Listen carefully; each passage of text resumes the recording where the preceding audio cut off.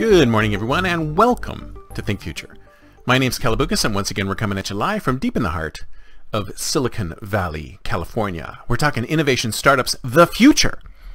Not necessarily those, and not necessarily in that order. If you're watching on YouTube, smack that subscribe button and hit that bell so you'll be notified when a new show comes online.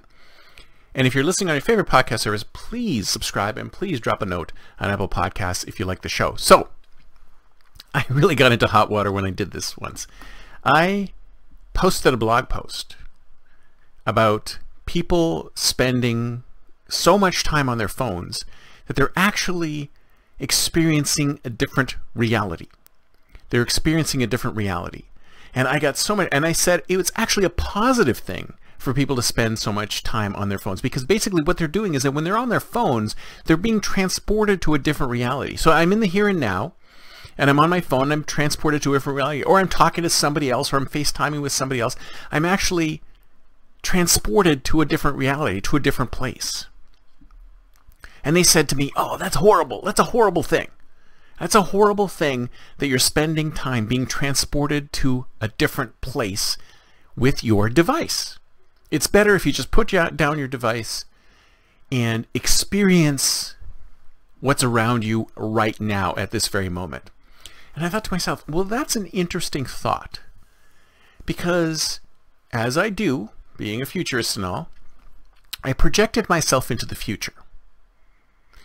And I thought to myself, what experience am I going to have of this very moment, that I'm recording this show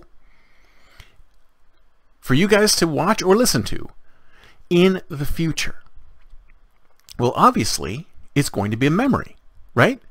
So in the future, I will remember recording this program and posting it on YouTube and the various podcast services, right? I will remember this. It will be a memory in my head. They've done studies that show that the memory in your head is not necessarily very accurate. In fact, if I went on I'll give you an example. Let's say I went on a vacation to, I don't know, Spain.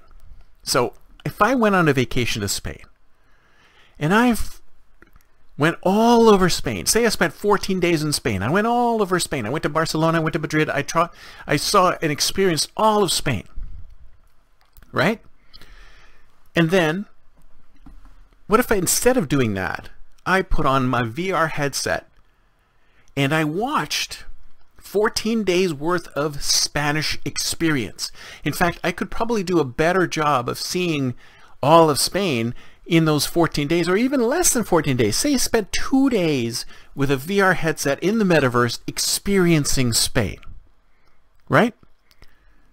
Years later, I would not be able to detect the difference between the VR Spanish memory and the real Spanish memory. That's been proven.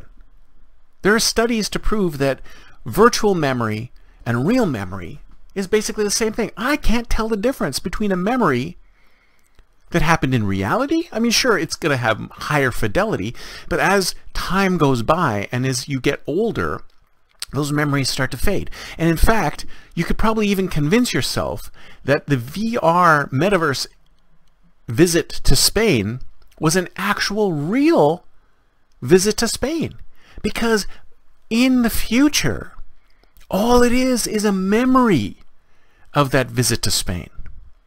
All it is a memory of where you went and what you experienced. So it could have been just as good virtual. In fact, it might have been just as good if you were watching it on a widescreen TV. Let's say you had one of those giant monitors, which I have here. You have a giant monitor, and you put it on ultra wide, and you can watch somebody, say, walking around the streets of Thailand. You watch that video, watch it enough, and you might start to think, I actually was in Thailand. So in the future, our future memories of what we're experiencing now, maybe they're completely indistinguishable from actually being somewhere. So if you think about it, in the future, when we're looking back to this moment of today, did I experience something in person? Or did I experience it online but still think that I experienced the same thing? Now you might say to me, you're full of it. You're full of it, Calabucas. You don't know what you're talking about. But think about it for a second. What is memory? Memory is images that you've recorded in your brain.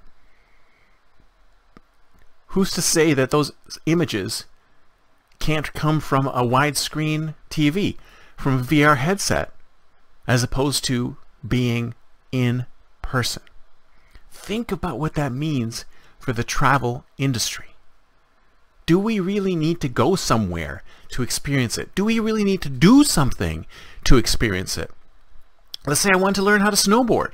If I got a really good metaverse VR experience of snowboarding, in the future, could I not convince myself that I was actually a snowboarder? Food for thought, huh?